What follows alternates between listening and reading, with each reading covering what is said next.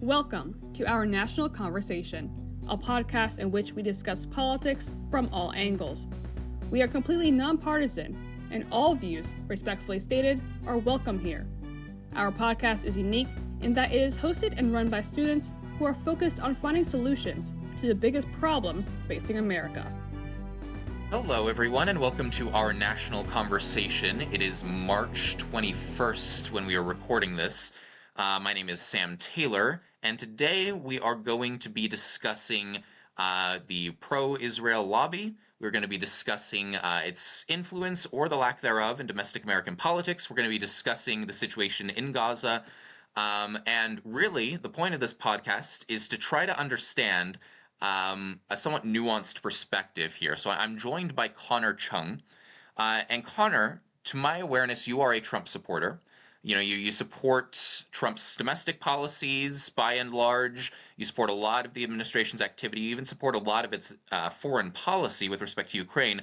But you have an interesting qualification to that, and that is that you have a lot of reservations about our continued support for Israel. Some of these reservations are grounded in ways that are slightly different than, say, a progressive who has a lot of reservations about continued support for Israel.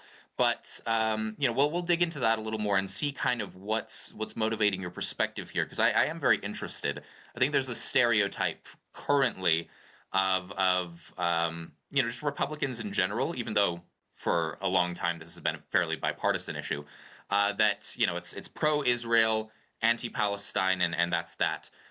So I really want to dig into kind of what's grounding your perspective and what it really looks like. So just to orient ourselves a little bit, as someone who's generally a Trump supporter, why do you have a lot of reservations about continuing to support the state of Israel? Well, I think that if you've ever read The Israel Lobby by Dr. John Mearsheimer, Mm-hmm. you'll know that actually a lot of our support for Israel isn't grounded in this so-called strategic asset, that this idea that Israel is some sort of strategic asset to America in the Middle East, and that unfettered support for Israel is the best way to secure American interest in the region.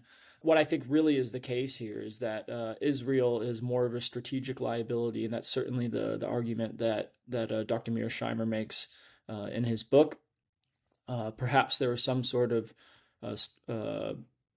strategic value in support for Israel during the Cold War a long time ago, though that was even that was very, very limited. So I think that our modern support for Israel is rooted in what Reagan called some sort of perceived moral obligation, or at least that's what Reagan mentioned in his memoirs.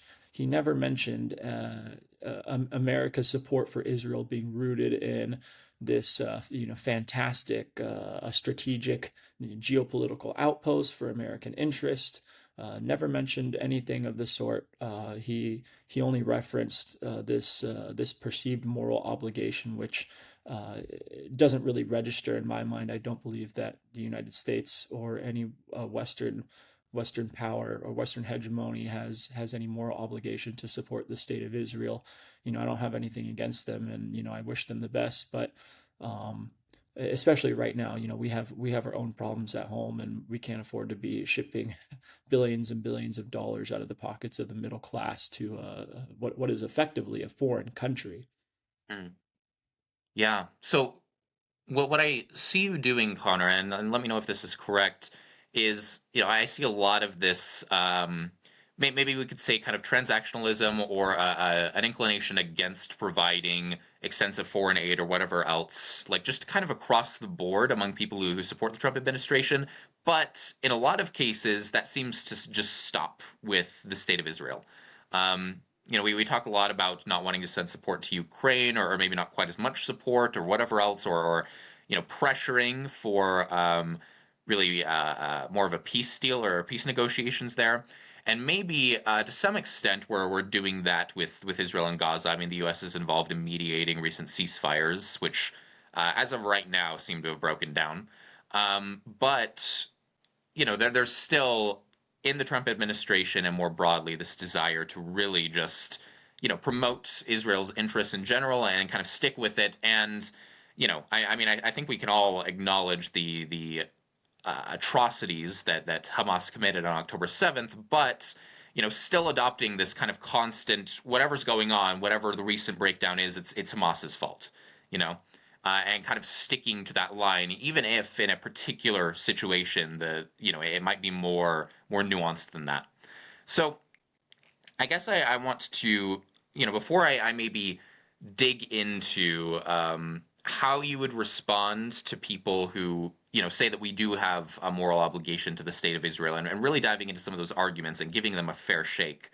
I want to focus in a little more on Mearsheimer's work, Mearsheimer and Walt and so forth, because you mentioned them, and they're pretty big names on this topic. For anyone who doesn't know, these are scholars. I believe Walt is with Harvard. I can't remember where Mearsheimer was, but they very much argue that our support for the state of Israel is grounded in the pro-Israel lobby, right? So various groups like the AIPAC, a few others that coordinate lobbyist efforts towards Congress, towards the executive branch, devote a lot of money to this topic and really try to ensure that the United States is almost unconditionally guaranteeing the security of the state of Israel. So, Connor, can you walk me through why you think that Mearsheimer and Walt are right on this? And then I'm going to present maybe some alternative perspectives that push back on their scholarly work a little bit. Well, I think that the evidence they lay out in a lot of the book, it just doesn't seem to, and they're looking for any sort of strategic value that Israel might have to offer America. And, this really depends on whether or not you view, domestic American interests as being rooted in American global hegemony. And, we're not going to get too much into that because geopolitics is a little complex, and we can go on and on about free trade and securing all that and such. But um, I really don't think that America would be any worse off, without Israel as an ally. I think that over the last few decades, that America has been dragged into a lot of wars at the behest of Israel. I think that largely American hands in the Middle East, conducting operations against Syria, against Iraq, the both the Gulf wars, I think can really be seen as wars on behalf of Israel's interests to eliminate enemies of the state of Israel and secure, I guess you can call it Israel's near abroad. And of course, Israel doesn't really have the capacity or the military bandwidth to accomplish this on their own. They're a tiny country, and yes, they're well armed only because we provide them with extensive weaponry and cutting edge equipment. But really, I don't think that this is something Israel can do on their own. So I think what they do, their strategy is to use their, I like to call it, an omnipotent power that they hold over the U.S. government, over both sides of the aisle, whether it's Democrat or Republican. It doesn't matter whether it's been the Clinton administration or a conservative Bush administration coming in years later. It really doesn't matter.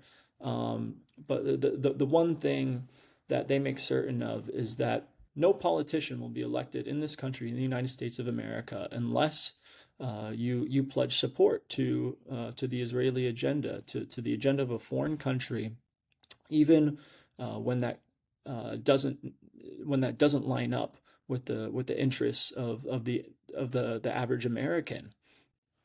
So let's dig into that a little more, I think, before we go on. There's a few things there that I think are really interesting that I want to react to. But I guess my first reaction isn't maybe that argument outdated at this point? Because we do see quite a few Congresspeople, maybe they're still the minority, but criticize Israel fairly thoroughly, and even vote against measures that promote, like send aid to Israel and so forth. Like just recently, I have a story right here. This is from Business Insider. These 37 House Democrats and 21 Republicans voted against Israel aid. Um, so maybe there's kind of more of a willingness or a desire to move against kind of I guess unconditional support for Israel, and maybe that's kind of bipartisan to a degree, even if the majority of both sides still continue to support kind of unconditional promotion of Israel's security. And this gets into, I think, maybe a counter argument to Mearsheimer and Walt that I've seen. This is from a scholar named, let's see, is it Kelly or Keely? Kiely. That's very, very interesting. Essentially, the argument is that, like, yes, maybe Israel is a strategic burden or liability, but it's not that the say pro-Israel lobby is exerting such extensive influence in Congress that there's really no room for an alternative, but it's rather that the discourse promoting Israeli interests is very deep rooted in American culture and society. I mean, we have even like pro-Zionist Christian movements that date back to the 1800s that have been around for some time, and then there's the Christians United for Israel that maybe has a very different outlook than say the AI PAC, which kind of is the the Israeli or American Israeli or otherwise Jewish kind of lobbyist group that really promotes Israeli interests there. So maybe there's some distinctions there, and they don't have quite the same, I guess, ideological basis for promoting the state of Israel, but they're still very involved. So what I'm saying is that maybe there's this broader cultural or discourse support for the state of Israel that kind of suffused America for a very long time. I mean, going all the way back to when the U.S. government was contemplating whether it should promote the interests of the state of Israel or instead side more with Arab populations. This was a pretty big debate in the State Department at the time. I believe this is going back to like the 50s and maybe early 60s. But it was the public in general that seemed to have just kind of very strong one-sided support for Israel. Um, and so maybe what we're seeing today is this discourse, especially with maybe younger generations, slide away a bit. And maybe this is a product of the situation in Gaza, or maybe this is, the product of some, I don't know, just greater I don't know if awareness or anger about say settlement policies and other policies that the Israeli government has implemented among the younger generation, and maybe that's affecting Congress and kind of sidestepping the influence of the pro-Israel lobby that really depends on this wider discourse and American public perspective to just focus on let's support Israel kind of no matter what. It's sort of a more of a cultural thing than a lobbyist thing. I don't know. What's your reaction to an argument like that? I think that's a fantastic point to bring up, actually. I see the two as very intertwined. I think that Jewish individuals and Jewish civil society groups, that the ACLU, the ADL, and so forth have since the end of World War II, I think have played a very large role in shaping American culture in this country. And so that being said, I think that that's where you start to see this cultural emergence, especially in the post-war period of this Zionism among Christians in America, which I think really gained a lot of serious traction in American cultural life, especially among the Anglo evangelical voter base of this country, which up until recently and over the last 8 decades made up a very very dominant portion of the public electorate. And so I think those two things kind of work in harmony with each other. The American uh, Israeli Public Affairs Committee and then you have this like cultural force that's shaped by Jewish intellectual life who have made significant contributions to American culture over the last 80 years. Yeah, yeah. Uh, the one kind of note on that is I do feel like it's probably important to acknowledge that there is still quite a bit of ideological diversity within the American Jewish population on what Israeli policy should be, etc. I mean, there are a number of groups that argue for Palestinian rights. There are a number of groups who argue for the two-state solution and kind of go against maybe the more, I guess, Israeli conservative approach that the AIPAC would adopt. You see organizations. I mean, I guess the one that comes to mind. You know, I, this was more founded by I believe Bill Clinton, but still has a lot of participation in various demographics throughout the U.S. That's J Street, which is a lobbyist group that really promotes the two-state solution and really tries to reconcile Palestinian interests with Israeli security. You know, I don't know. We don't have time to get into, I guess, the situation and try to analyze whether that's possible or not. And frankly, I mean, if experts who spend their whole lives on that topic can't agree on something, I doubt we're going to get to something new in this random podcast here. But yeah, I do think that there's a fair bit of diversity there. So I think that's probably an important point to note. One other thing that I want to get into before we continue to other elements of the conversation here, Connor, that's your language omnipotent power of kind of the Israeli lobby. So I've talked a little bit about how maybe in many ways this lobby is dependent more on the culture in America than say just, well, it exerts influence through campaign donations, and so it can like basically direct American policy as opposed to being dependent on broader sentiment in America. So maybe that adds a little bit of a qualification there, but I think also like all we've really established so far in this conversation is that maybe America is going against its geostrategic interests, and maybe there's not this moral imperative to support the state of Israel. I want to get more into both those topics in just a sec, but assuming that's true, does it automatically follow that that's because the lobby itself has this sort of omnipotent power? Or, does that allow for many other potential explanations? And why do you, I guess, kind of initially tend towards this idea that, okay, well, it must be the lobby that's kind of the main driving force here? Are there kind of specific things that you've seen in Mearsheimer and Waltz, other things that you're seeing in American politics today that lead you to that conclusion? Or do you feel like it was kind of just the most natural, intuitive, okay, if America's going against its interests right now to support Israel, it must be because of the lobby?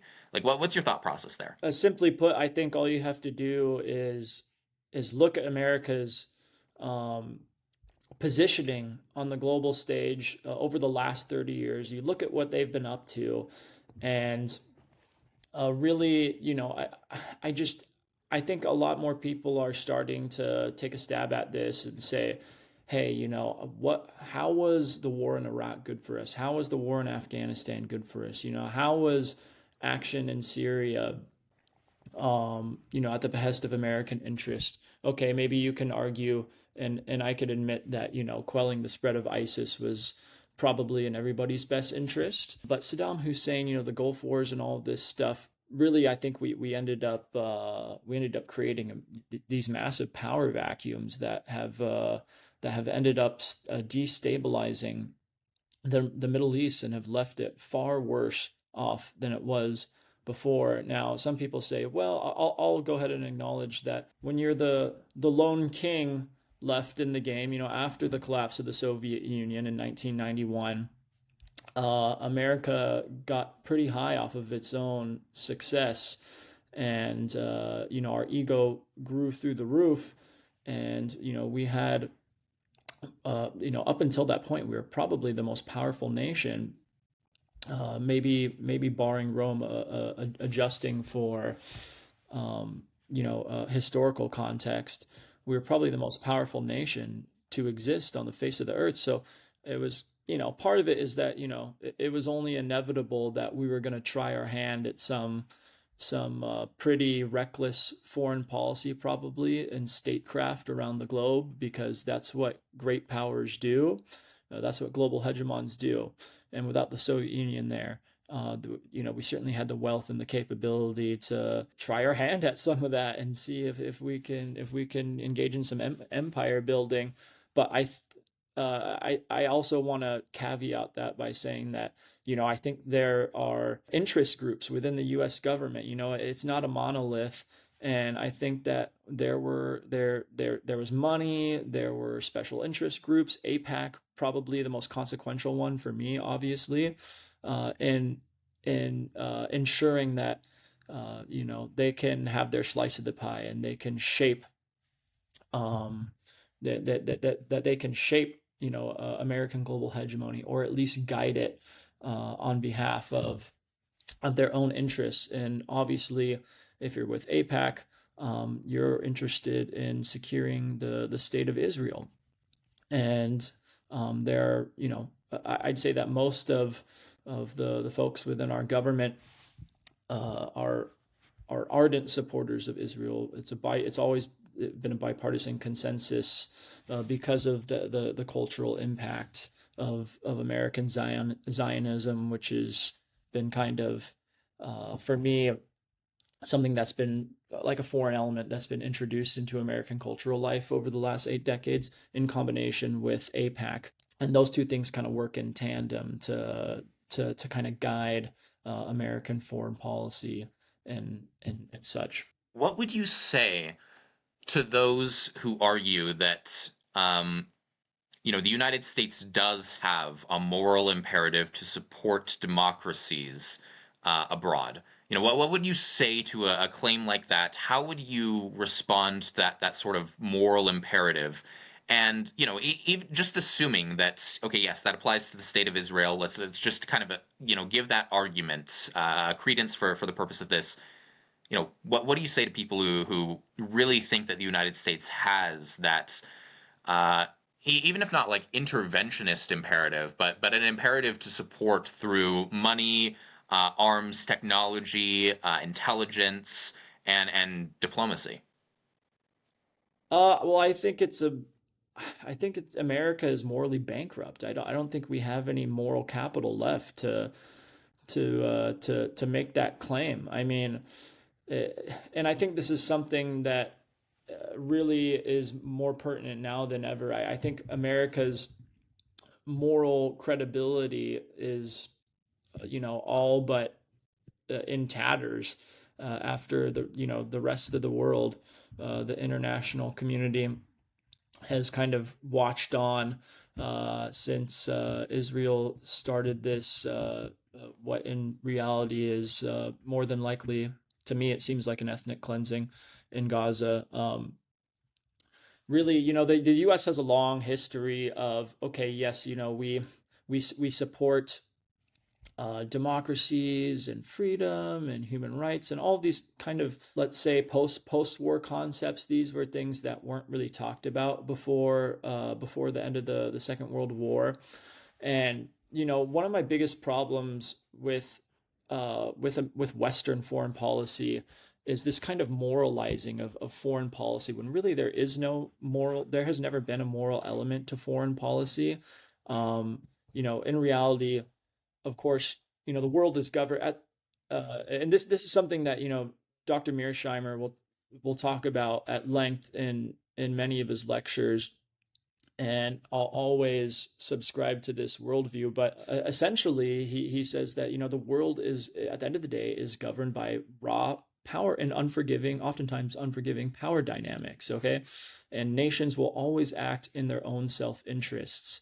Okay, now nations might say, "Oh, I'm doing this, or I'm engaging in this foreign policy for reason X, or for reason Y, or reason Z, or I'm doing it to support democracy and human rights and freedom and all of these things." And oftentimes, that's exactly what America tells the rest of the globe before they go on to kill 350,000 civilians in Iraq or whatever it is, or drop cluster munitions on some town in Syria or something like that, or provide other regimes, brutal regimes with the weapons to do things like that, just simply because of the fact that it's in, America's best interests around the globe that, this regime secures power. And it's definitely not always a democratic regime. I mean, think about, US support for Chile. I forgot his name, but he was the right wing dictator. We didn't support democracy in that case, because it wasn't politically convenient for the United States to do so. And it's not just that one case. I mean, we have supported many, many autocratic dictatorships over the years, because it was in our best interest to do so. And also, we've done the same with democracy. Sure, we've supported our European allies pretty consistently over the years.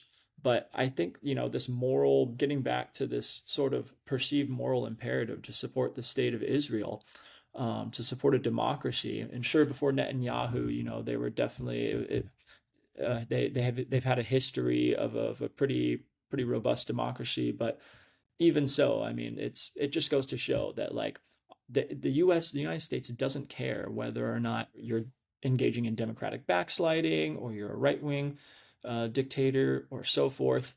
The kind of behavior that Netanyahu has put on display for the world to see has, I think, for a lot of people been pretty atrocious. And the entire international community condemns it. Gen Z most assuredly condemns it, and that's a big paradigm shift from the old generation. The baby boomers have always given Israel their full support, and I think, once they die, they're going to be the last generation of Americans who really, lend legitimacy to the state of Israel, because it certainly doesn't exist among the younger generations here in this country. Yeah.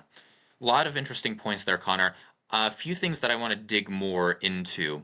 Um, I guess really there's kind of two questions that I have here. The first would be, you know, some might say that the argument that you've just presented is sort of conflating a description of, past and or present U.S. politics and foreign policy with kind of a moral imperative that should be advocated for, and a moral sphere there, right? Where we're kind of maybe um, deriving too much of an ought from an is, or something like that. Like the United States has acted this way. It does act this way as general rule, and therefore, we shouldn't, attempt to act any other way.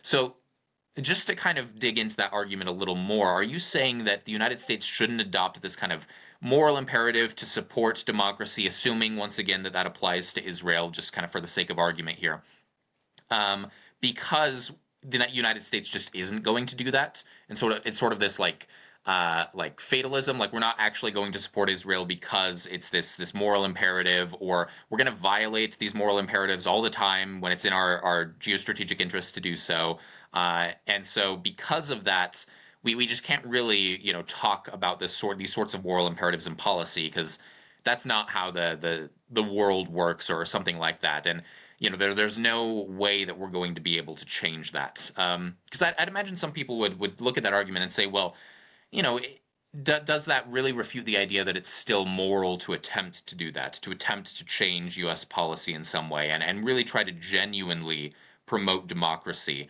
do everything we can to advance that, to create a culture around that, and maybe that's possible. Maybe we just haven't realized it yet. How do you respond to an argument like that? I Sure. I mean, I wouldn't say that it isn't moral to declare this sort of I guess, like a umbrella morality, over your nation's foreign policy, and say, okay, well, you know, it it is the moral thing to do to support democracy, to support freedom of speech and democratic values and so forth. Totally. I just think that it doesn't really exist in foreign policy. Like I said, you said it best. The world is governed by raw power dynamics, or at least that's what you posited that I believe in, which is exactly what I believe in. I think that when the U.S. does support democracies, it's because It just happens to align with their interests at that time. That support for this government, which happens to be a democratic government and a liberal government. Um, it just happens to be a liberal democracy. So, okay, cool. That's something that you can broadcast on the front page of CNN and Fox and MSNBC and NPR, and you can kind of placate the American public with that and say, oh, look, another moral victory. Strong relations with Germany, the best democracy ever, or whatever it is, or some democracy in South America.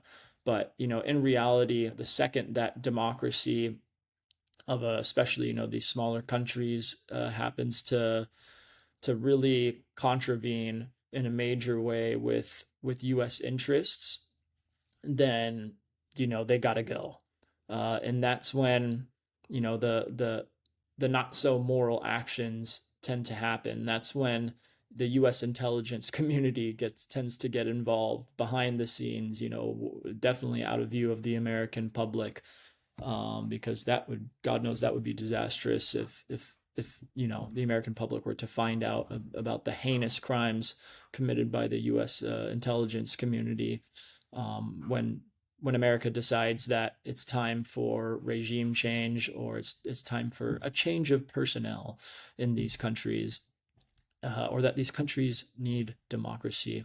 And so it's true that the U.S. intelligence community has a long history of, especially in the Cold War, because, well, we were fighting what we thought was an existential threat. So that in the eyes of policymakers at the time, it warranted, unfortunately, some pretty, I guess it warranted the dark arts, securing democratic interests in U.S. hegemony at any cost. And so oftentimes, and it still happens, where you have the U.S. intelligence community working in tandem with this global civil society on the ground in countries where the U.S. would like to see regime change and so forth. And we've more times than I can count, we've toppled democratically elected governments in countries in the Middle East, and not just there, but in many other places.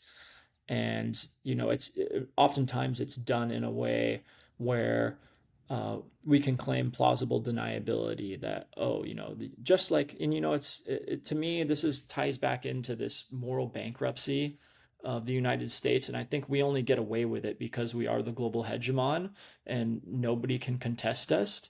But it's so hypocritical, and it was always gonna the hypocrisy was always gonna manifest itself, because we're just so powerful, we can do it. But oftentimes, we accuse people like Vladimir Putin of meddling in the elections and affairs of countries, and Russia's near abroad foreign countries now that the Soviet Union collapsed, and we condemn that and say that's anti-democratic. And yet we do the same thing.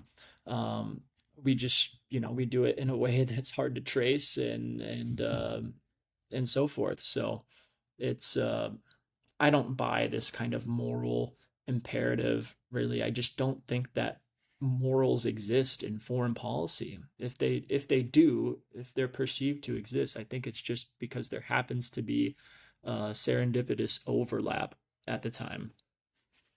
Yeah. No, a lot of good points there, Connor. I mean, even just beyond kind of the scope of debate and discussion, a lot of what you said there is just basic historical facts. I mean, you just kind of learn about U.S. foreign policy in the past, and no, yeah, that's exactly happened. But kind of maybe going into my second question, because earlier I had said I had two questions in response to what you had said. The second one is, does Israel demonstrate an exception to this very realist, acting in self-interest, promoting balance of power, etc., a viewpoint?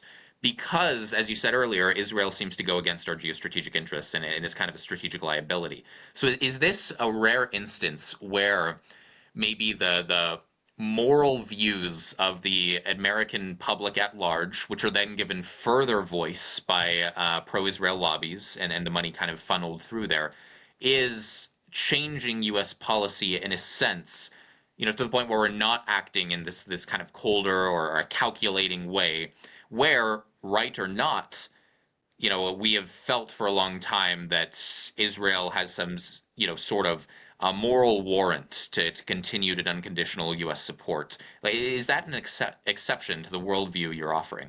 Are you asking me if Israel is an exception to Yeah, this? if our support for Israel is an exception to this realist perspective, because it seems to me, based on what you're arguing, that supporting Israel doesn't, further our geostrategic interest. So it might not be an instance of the United States saying, "Okay, we're the global hegemon. We're going to promote our interests. Let's support Israel because that's the best thing to do to further our interests." You're arguing it's more of a liability. So Right. is this a rare instance of, correct or otherwise, the American public for a very long time adopting this moral imperative to support Israel, and then that being amplified through pro-Israel lobbies, and that then influencing U.S. policy in a way that wouldn't be expected from a realist perspective? Yeah, absolutely. I think it is a unique exception, and I think, like I said earlier, I think it's a product of, I guess you could call it, in my eyes, manufactured public support for Israel, and we know that that governments manufacture support. I don't even think it's conspiratorial to say that. It's just a simple fact of life that, yeah, governments will attempt to do that. Sure.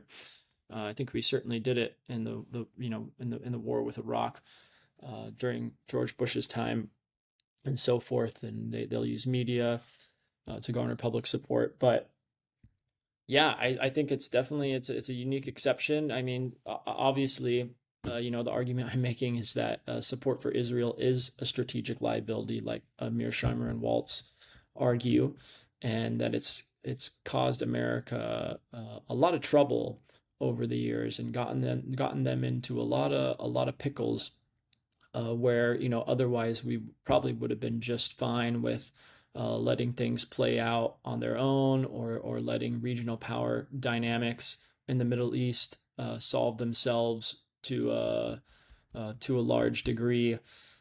So yeah, definitely a historical exception, and I think that just really hammers home the hammers home this argument that APAC and the Israel lobby does indeed have, a staggering amount of influence over U.S. government.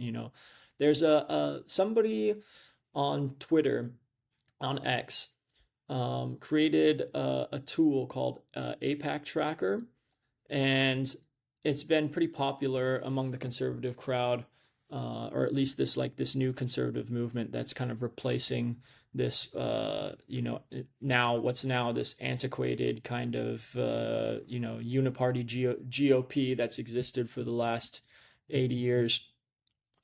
This guy made a tool called the APAC Tracker, and he tracks down all of the dollars that these representatives in Congress and so forth, Democrat or Republican, have basically taken, as bribes, what a lot of people are now viewing as bribes from APAC to that, okay, we'll give you whatever it is. Representative John Doe from Colorado received exactly $274,000 in donations from APAC.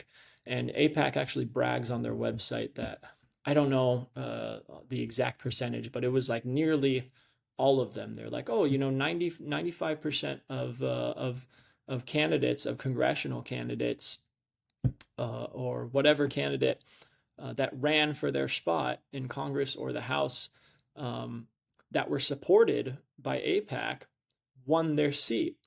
So they're openly bragging here and saying, "Hey, we were able to buy, 95% of the U.S. government, like for a pretty cheap dime too.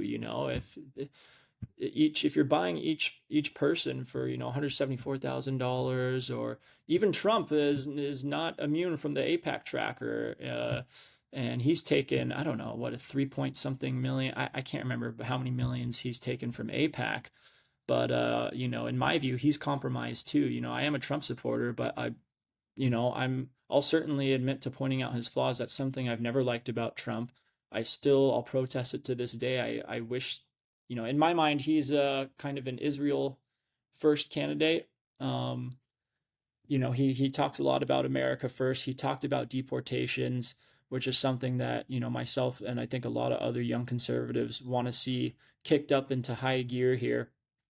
And, recently the, ICE, Immigrations, Customs, and Enforcement, put their deportations on pause so that they can monitor, so that they can redirect, American resources and manpower into monitoring pro-Palestinian activists on the internet, because now all of a sudden, this is more of a threat to America.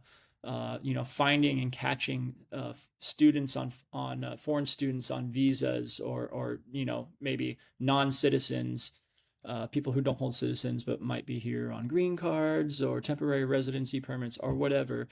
Finding these people who are protesting on behalf of Palestine and against the state of Israel, scouring the internet and deploying manpower to eliminate the enemies of the state of Israel, of a foreign nation. I mean, he promised us that he was gonna, that we were gonna see the removal of hopefully 11 million illegal aliens in this country, and instead, we're acting as Israel's broom and dustpan here. So, that's another huge problem, and I think it goes to kind of compound this broader point that we're talking about here. Yeah. Well, Connor, I would love to continue this conversation more. We've gone on for a fair bit, so we're gonna have wrap up here in a sec. But I mean, there's so much more to get to. Like, um, I mean, even just minor like political science questions. Is the pro-Israel lobby like AIPAC supporting candidates because they already support Israel, or are those candidates supporting Israel because they're getting money from these lobbyists? And kind of shifting through that causality, I think that's an interesting question. We didn't even really talk about whether there is any credence. I didn't really dive into this as far as whether Israel is a has geostrategic interests or a value to the United States. I know the Israel lobby will really promote that view, and you seem to really have a lot of skepticism about that idea. But I mean, those are just really, really big scholarly questions that unfortunately we just don't have the time to get into today. Especially not any better than those topics have already been covered elsewhere. The value that I've gained from this discussion, though, Connor, is I just find it really interesting that we have, on the left, this really, really ardent pro-Palestine perspective, and maybe that's not represented in the moderate left, or kind of long-term Democratic Congress people. But especially in younger progressives, this is a very, very strong sentiment, and it draws on lots of historical analyses of Israeli settlement policies, etc., lots of concerns over human rights abuses. But then on the right, it's almost like we have a very extensive overlap with that view, especially among younger conservatives like yourself, who are, otherwise like big Trump supporters. But on this issue, it's, there's that overlap. And I just find that nuance very, very interesting. I mean, what would you say, I guess, Connor, to someone on the left who has some overlap with you on this perspective, on this issue? Like, just any kind of words to maybe help, I don't know, diffuse stereotypes of Trump supporters as a whole that maybe prevents collaboration on this policy issue, or people kind of joining voices, Trump supporters and people on the left, to present a perspective that is less dominant in Congress. Like, what would you say there? I would say, soak it in. Like, especially now more than ever, I think we need to understand that, young people especially need to understand that, oftentimes their counterparts on the left and right they don't fit into this cut and dry cookie cutter mold.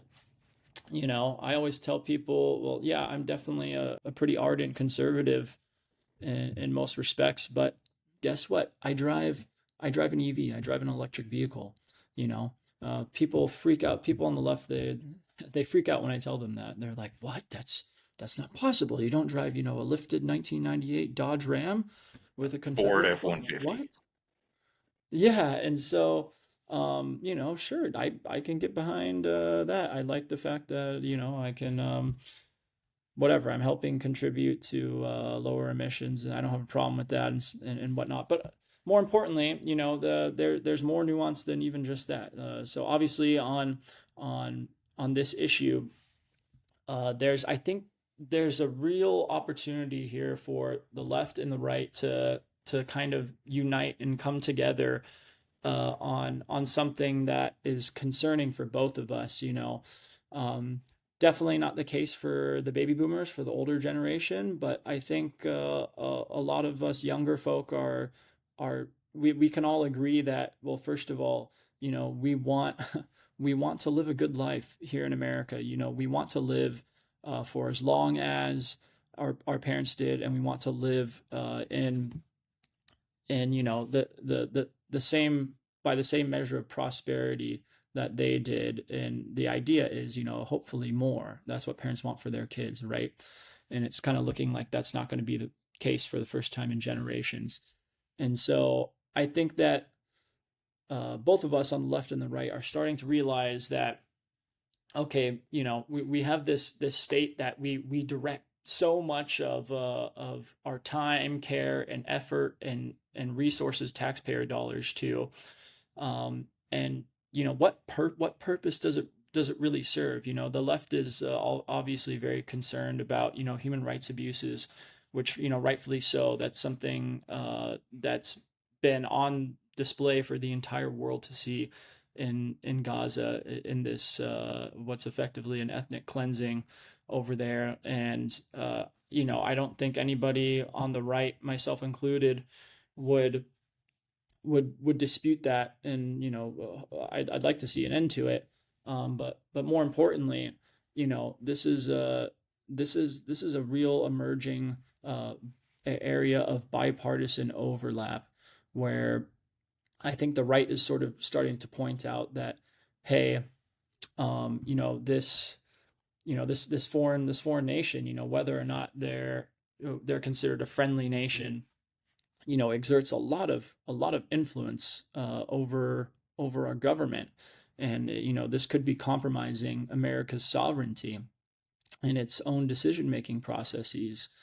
And obviously that's a legitimate cause for concern if that's the case. And I think the left is pointing out the other side of the issue. They're flipping the coin over, which is also just as important. And they're drawing attention to these gross human rights abuses in Gaza, which are also deserving of attention and and scrutiny, and hopefully some sort of punishment. All right. Well, thank you, Connor, for this discussion. Very enriching, at least for me. I think that this was valuable, at least just for me to kind of understand a more nuanced perspective that I don't really see represented in media. So, thank you for that, Connor.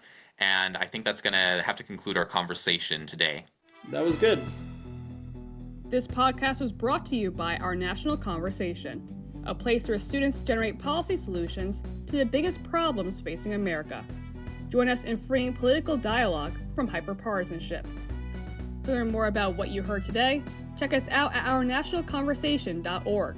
You can also follow us on social media at Our National Conversation to show your support and keep up with our latest efforts.